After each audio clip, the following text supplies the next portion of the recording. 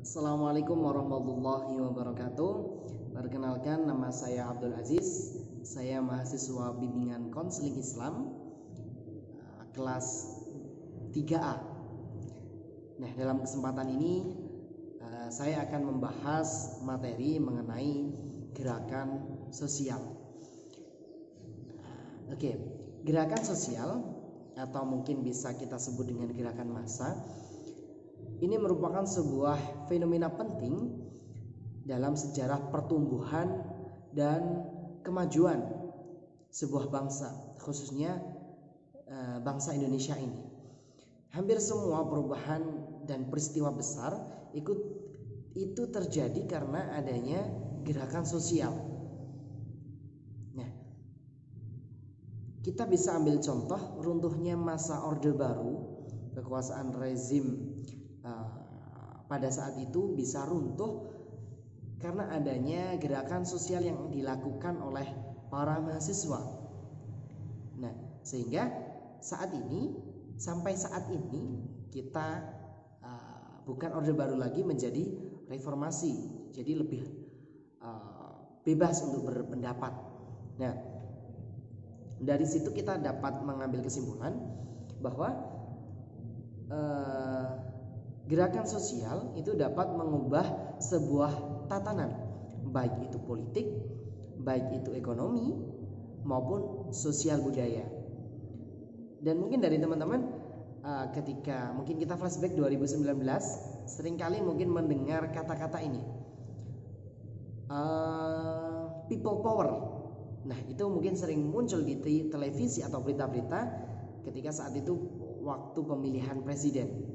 Nah, people power itulah yang dapat diartikan sebagai gerakan sosial dalam perspektif politik. Nah, ketika kita contohkan dalam sebuah peristiwa, bagaimana sih alur gerakan sosial ini? Maksudnya bagaimana contohnya gerakan sosial ini? Kita dapat mencontohkan tepatnya pada September 2019 itu terjadi di beberapa kota di Indonesia, muncul gerakan yang sangat luas dan masif yang dimotori oleh para mahasiswa. Nah, contohnya saya ambil contoh di Yogyakarta, itu muncul gerakan yang bernama Gejayan Memanggil. Nah, ini merupakan aliansi mahasiswa antar kampus yang menggerakkan mahasiswa-mahasiswa lain untuk aksi turun ke jalan. Nah, apa yang mereka protes pada saat itu? Yang mereka protes adalah perilaku para elit politik yang terburu-buru mengesahkan berbagai produk undang-undang yang terkesan kontroversial. Mungkin kita bisa melihat contohnya yang kontroversial itu penghapusan undang-undang tentang kekerasan seksual. Nah, yang kedua juga tentang pelemahan fungsi dari KPK, meminimalisasikan peran dari KPK. Nah, itu sangat kontroversial sekali, terutama bagi kita masyarakat, karena melihat hal itu yang tidak sewajarnya gitu. Maka dari itu masyarakat saat itu marah dan diwakili oleh para mahasiswa yang terjun ke jalanan, ya, yang meluapkan, yang ingin menyuarakan pendapat dari kalangan mahasiswa. Nah, itulah salah satu contoh dari gerakan sosial yang dilakukan oleh mahasiswa. Nah, dari situ kita dapat mendefinisikan arti dari gerakan sosial.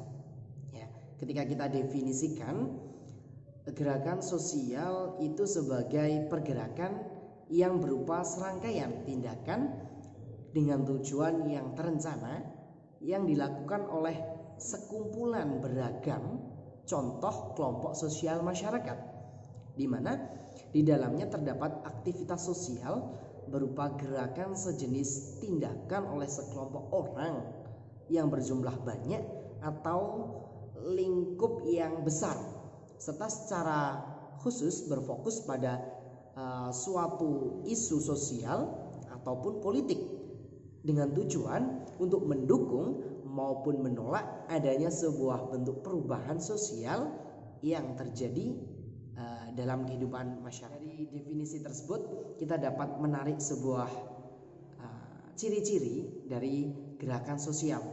Yang pertama yaitu gerakan sosial dilakukan oleh warga negara, ya, karena ya yang terkena kebijakan, orang yang terkena dalam lingkup suatu wilayah atau negara yang terkena kebijakan tersebut, maka itu bisa menjadikan sebuah gerakan sosial. Nah, yang kedua itu gerakan sosial selalu dilakukan secara bersama-sama atau disebut dengan collective action, ya. Kalau hanya satu orang itu bukan namanya gerakan sosial, ya, karena tadi dari definisi gerakan sosial itu dilakukan dengan berjumlah banyak ataupun lingkup yang besar, karena gerakan sosial gitu ya, kita bisa membayangkan lah bagaimana. Yang ketiga, gerakan sosial selalu memiliki sebuah tujuan. Adanya gerakan sosial itu untuk apa? Entah itu menolak atau menerima sebuah kebijakan, ataupun ingin menyampaikan argumen atau pandangan dari masyarakat. Jadi ada tujuan, ada goalnya dari aksi gerakan sosial tersebut. Ya, dan yang keempat, gerakan sosial itu memiliki strategi. Ya, ketika kita melihat dari contoh yang tadi di aksi dari mahasiswa ketika menuntut undang-undang tadi seputar KPK dan penghapusan kekerasan seksual, itu kita bisa melihat strateginya apa. Strateginya salah satunya yaitu turun di jalan. Itu sebagai strategi bagaimana untuk menyuarakan atau menolak atau menerima sebuah kebijakan. Salah satu contohnya itu. Dan yang ciri yang kelima, gerakan sosial itu selalu terkait dengan isu publik. Ya, jadi isu yang menyangkut kepentingan bersama. Maka dari itu gerakan sosial melingkupi lima ciri tersebut. Bisa dikatakan gerakan sosial. Yaitu saya ulangi, yang pertama ada gerakan sosial itu dilakukan oleh warga negara. Yang kedua, gerakan sosial selalu dilakukan secara bersama-sama atau collective action. Yang ketiga, gerakan sosial memiliki tujuan. Dan yang keempat, gerakan sosial memiliki strategi. Dan yang terakhir, gerakan sosial itu selalu terkait dengan isu-isu publik yang menyangkut kepentingan bersama. Ketika kita sudah membahas mengenai contoh, kita sudah membahas tentang definisi, dan dari definisi telah kita tarik menjadi sebuah ciri-ciri gerakan sosial. Dan yang terakhir nih, kita tambahkan tujuan dari gerakan sosial. Apa sih tujuannya? Jadi tujuan dari gerakan sosial adalah memberi tekanan atau pressure pada pemangku kebijakan. Baik itu mungkin kita bisa gambarkan di lingkup kampus, pemerintahan, atau pihak-pihak lain yang terlibat dalam pengambilan sebuah keputusan atau kebijakan. Selanjutnya yang terakhir yaitu pendekatan dalam gerakan sosial. Nah, pendekatan dalam gerakan sosial ini terbagi menjadi dua, yaitu pendekatan lama dan pastinya lawannya adalah baru, atau bisa kita sebut pendekatan kontemporer maupun pendekatan klasik atau kontemporer. Yang pertama yaitu pendekatan klasik. Nah, pendekatan klasik ini pendekatan yang melihat dari perilaku dan bentuk pertanyaan. Mengapa orang mesti mengikuti gerakan sosial? Ya, jawabannya, orang-orang mengikuti gerakan sosial itu disebabkan karena ketidakpuasan.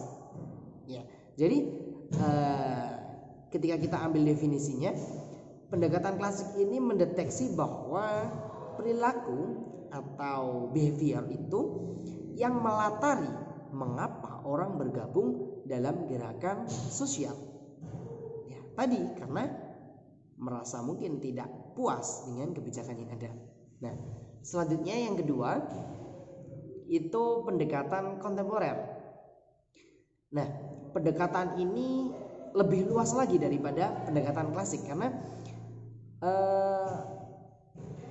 memandangnya itu contohnya seperti struktur politik sosial itu seperti apa ya yang membuat seseorang bergabung atau membuat gerakan sosial, sehingga aspek yang diperhatikan dalam pendekatan kontemporer ini bersifat lebih luas. Nah, pendekatan ini juga mendeteksi apa sih sumber daya yang digunakan atau bersumber dari mana gerakan sosial ini berlangsung.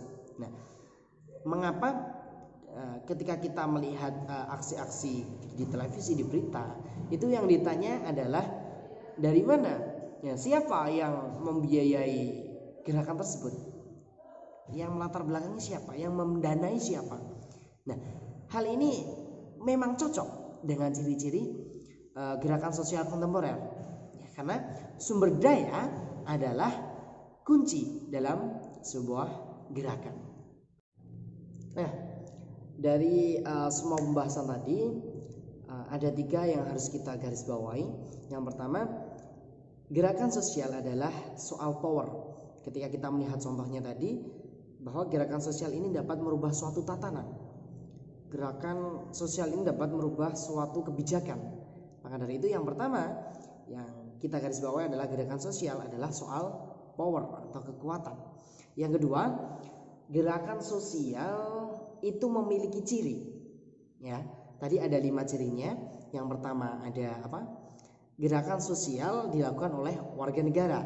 Yang kedua, gerakan sosial selalu dilakukan secara bersama.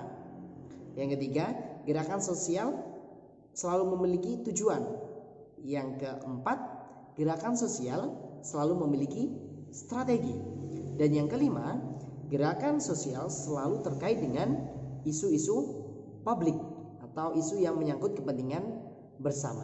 Nah, adalah kita sebagai warga negara itu adalah agen dari perubahan sosial.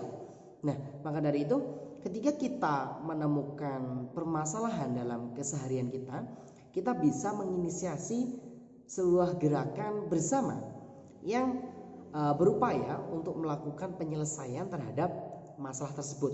Ya, jadi saya mencontohkan tadi banyak yang dicontohkan adalah politik atau kebijakan-kebijakan publik, tapi sebenarnya hal ini bisa kita terapkan. Contohnya ini tentang penggunaan sampah plastik. Nah, kita ini dapat mengkampanyekan pengurangan sampah plastik. Maka dari itu sebenarnya gerakan sosial ini sangatlah penting sekali, utamanya untuk kita melakukan perubahan untuk menjadi yang lebih baik lagi. Kita bisa merubah tatanan-tatanan yang kurang baik bisa menjadi lebih baik dengan sebuah gerakan sosial ini. Nah, itu mungkin yang bisa saya sampaikan. Mohon maaf jika ada salahnya, karena sesungguhnya kesalahan itu datang dari diri pribadi saya dan kebenaran hanya datang dari Allah Subhanahu wa taala. Terima kasih. Akhir kalam, wallahu muwaffiq ila aqwamit thoriq. Wassalamualaikum warahmatullahi wabarakatuh.